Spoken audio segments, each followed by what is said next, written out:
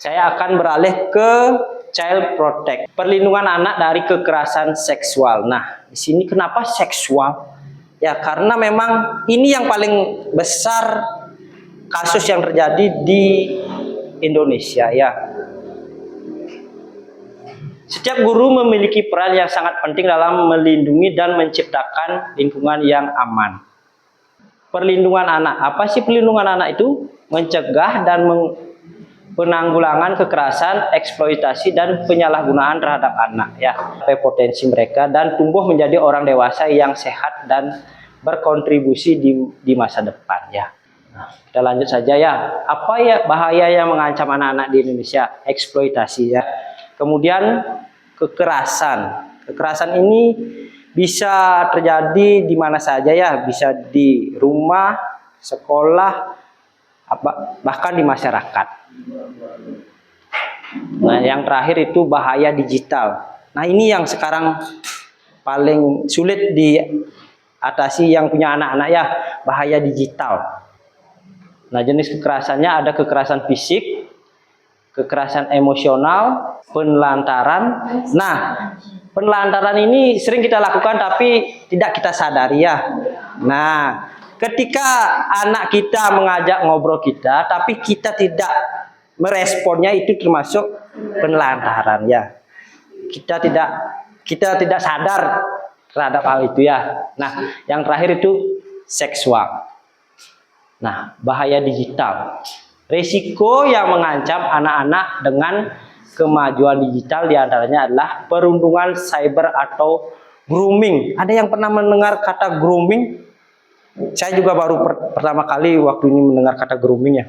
Grooming itu kejahatannya memang ujung-ujungnya akan kekerasan seksual, tapi dilakukan secara halus ya. Kita lanjut ya, kekerasan seksual pada anak.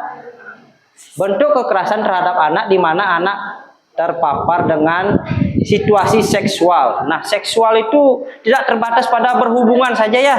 Seksual itu bisa sentuhan yang tidak wajar, itu termasuk seksual ya. Kekerasan seksual itu tidak melulu berhubungan ya. Yang ini juga sudah termasuk kekerasan seksual ya. Bahas batasan tubuh ya. Apa sih itu batasan tubuh? Nah, batasan tubuh itu ini ya. Semua baik boleh disentuh ataupun tidak boleh disentuh. Itu yang disebut batasan tubuh ya. Kemudian consent, persetujuan. Ini seharusnya yang kita ajarkan kepada anak-anak ya.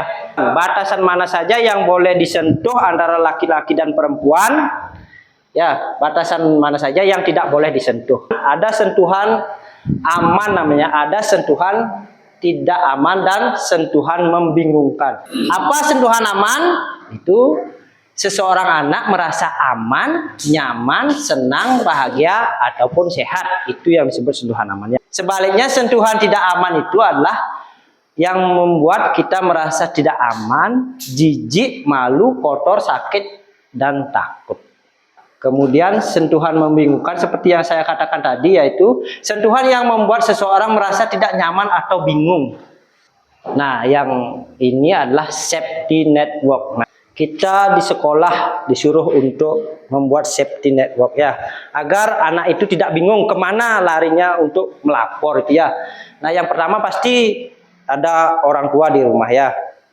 Namun jangan semuanya orang terdekat ya, karena kekerasan itu biasanya sangat sering terjadi justru dari orang-orang yang dekat kita yang terjadi ya. Jadi harus ada safety network yang di luar dari keluarga kita.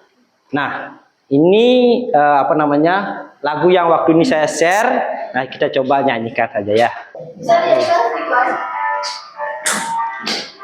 Kalau ada sembarang sentuhan tak aman membuat bingung ketakutan, katakan tidak,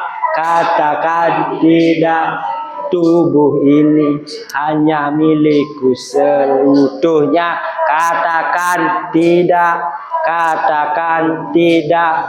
tubuh ini hanya milik jaga.